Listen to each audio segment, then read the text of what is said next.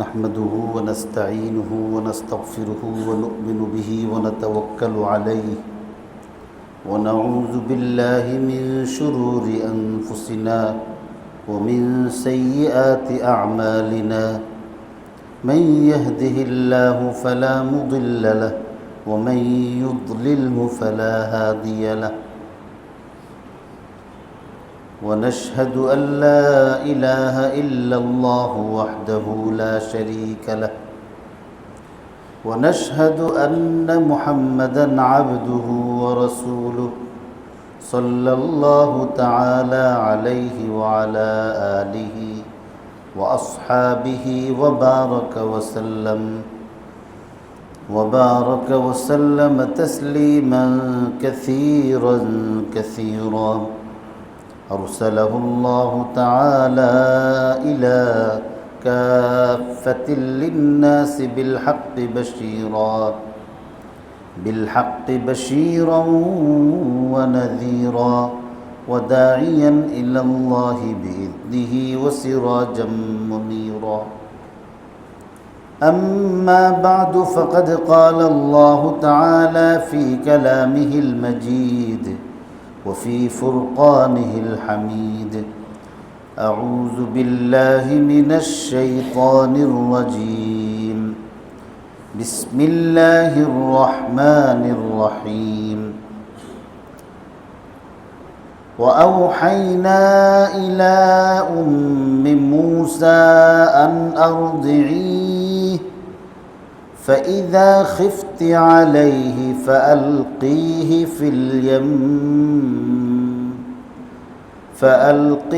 في اليم ولا تخافي ولا تحزني إنا رادوه إليك وجاعلوه من المرسلين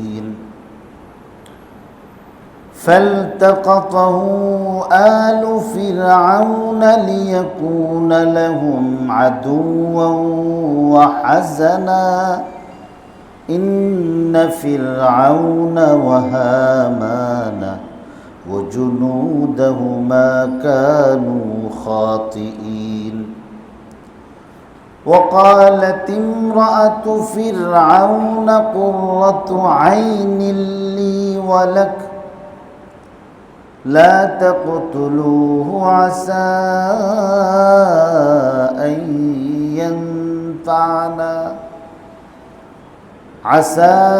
أن ينفعنا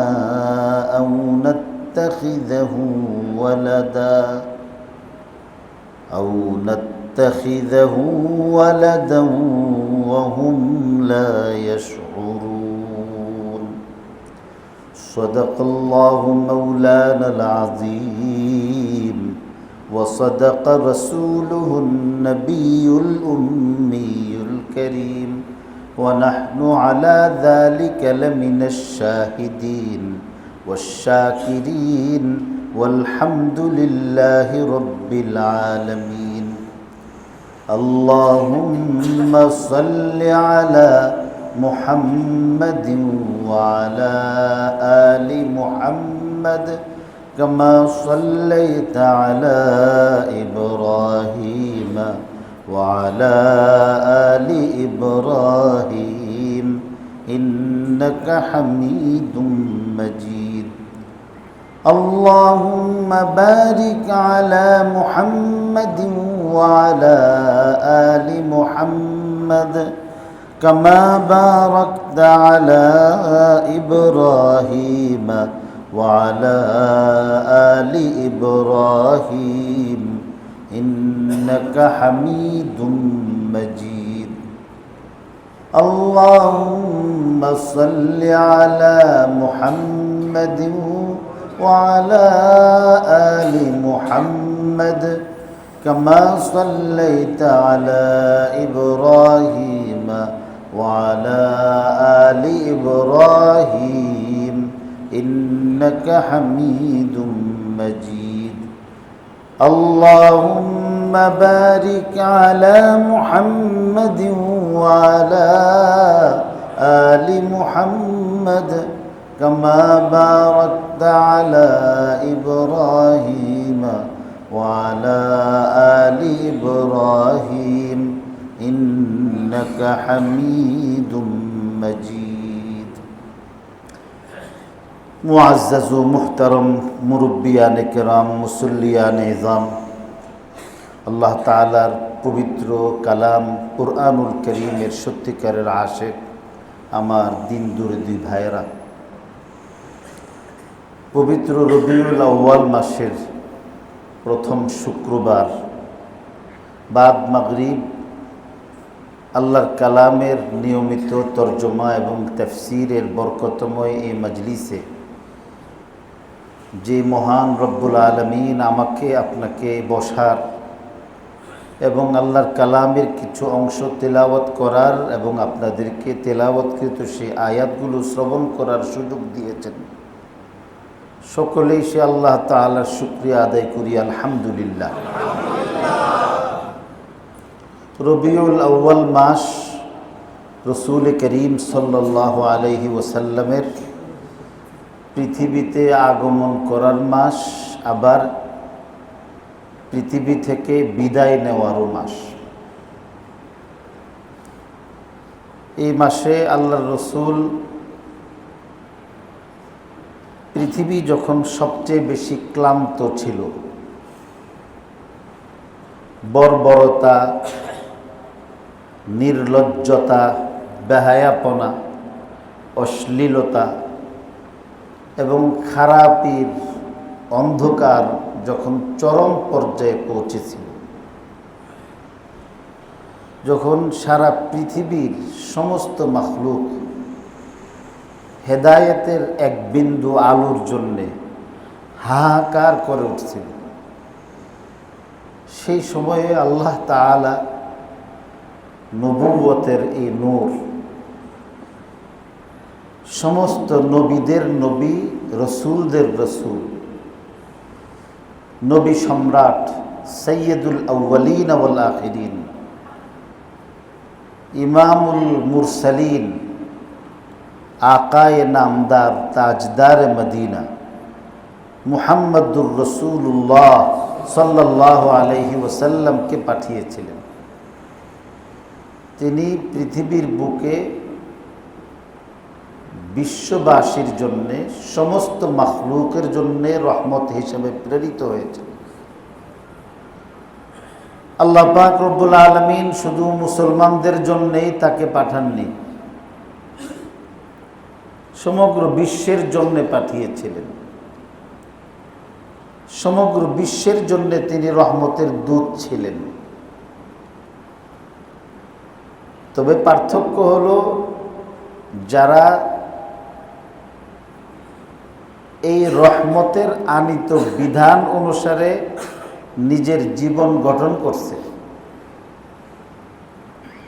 তিনি যা বলছেন সেগুলো করছে, ছাড়তে বলছেন সেগুলি ছাড়ছে, তার আদর্শে নিজের জীবন যারা গঠন করে, তার সত্যিকারের উম্মতি হওয়ার সুযোগ পেয়েছে। নবী আখিরুজ্জামান তার জন্যে শুধু রহমতই না, দুনিয়া এবং আখিরাতের নাজাতেরও জরিয়া হয়েছে। এবং তিনি শুধু দুনিয়ার বুকেই সফল হন নাই, রসুল আরবি সাল্লাল্লাহু আলাইহি সাল্লামের ইত্তেবায়ের দ্বারা পরকালে জান্নাতের চিরস্থায়ী বাসিন্দাও হয়েছে। আর যারা তার আদর্শ গ্রহণ করে নাই, তো তাদের জন্য তিনি রহমত, কিন্তু ইমানদার ব্যক্তির মতো পরিপূর্ণ রহমত তারা পায় নাই। কিভাবে রহমত?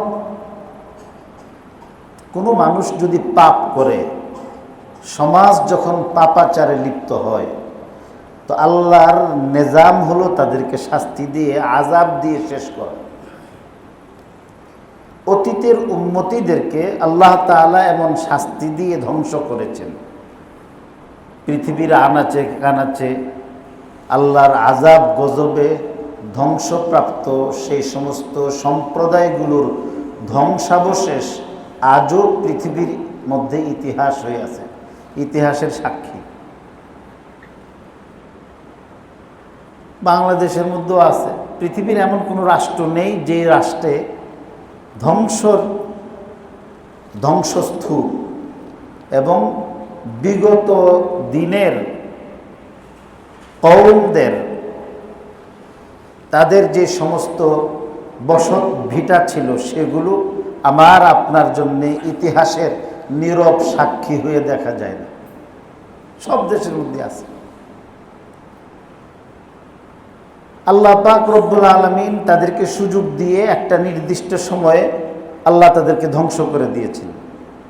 কিন্তু আমাদের নবী সর্বশ্রেষ্ঠ নবী, তিনি আল্লাহ তাআলার কাছে দোয়া করেছেন এবং দোয়া করে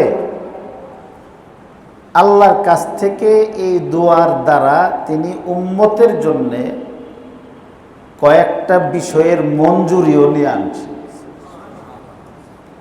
এবং কোথায় দোয়া করেছিলেন সেই জায়গাটাও এখনো নির্দিষ্ট আছে। আল্লাহ পাক রব্বুল আলামিন যাদেরকে হজ করার তৌফিক দিয়েছেন অথবা যারা উমরা করতে গিয়েছেন, মদিনা শরীফের প্রধান গুরুস্থানের নাম জান্নাতুল বাকিয়া। এই জান্নাতুল বাকিয়ের কোনার মধ্যেই আরেকটা মসজিদ আছে, খুব বেশি বড় মসজিদ না, আমাদের এই মসজিদের সমানই হবে, আরেকটু ছোট হইতে পারে। মিনারা আছে। এই মসজিদটাকে মসজিদে ইজাবা বলা হয়। মসজিদে নববী থেকে আপনি যদি হেঁটে যান তাহলে হয়তো 20 মিনিট 15 মিনিট এর মতো লাগতে পারে। এই মসজিদে আল্লাহ রসুল সাল্লাল্লাহু আলাইহি ওয়াসাল্লাম দীর্ঘ সময় কান্নাকাটি করে আল্লাহর কাছে ফরিয়াদ করছেন। এর একটা হলো যে আল্লাহ, তুমি তো তোমার দুশমনদেরকে, নাফরমানদেরকে তোমার নিজাম অনুসারে পাপ লিপ্ত থাকলে তাদেরকে আযাব দিয়ে ধ্বংস করো। আমার উম্মতি যারা অনুসারী না, সব নবীর উম্মতি, এদেরকে আল্লাহ তুমি পাপে লিপ্ত থাকা অবস্থায়, গুনাহে লিপ্ত থাকা অবস্থায়, তোমার নাফরমানিতে লিপ্ত থাকা অবস্থায় তাদেরকে আযাব গজব দিয়ে ধ্বংস করো না, তাদেরকে ফিরে আসার সুযোগ দিও। আমাদের জীবনে আমরা অনেক দেখি, এমন বহু মানুষ আছে যারা কখনো নামাজ পড়তো না একটা সময়। তো যখন নামাজ পড়তো না, নামাজ নিয়ে অবহেলা করতো, অবজ্ঞা করতো। অনেক মানুষ আছে জিন্দেগির একটা সময় দাড়ি রাখে নাই, পরে আবার দাড়ি রাখছে। তো যখন এই নাফরমানি করতেছিল, আরো কঠিন কঠিন পাপে লিপ্ত ছিল। শরাবী ব্যক্তি শরাব পান করতেছে,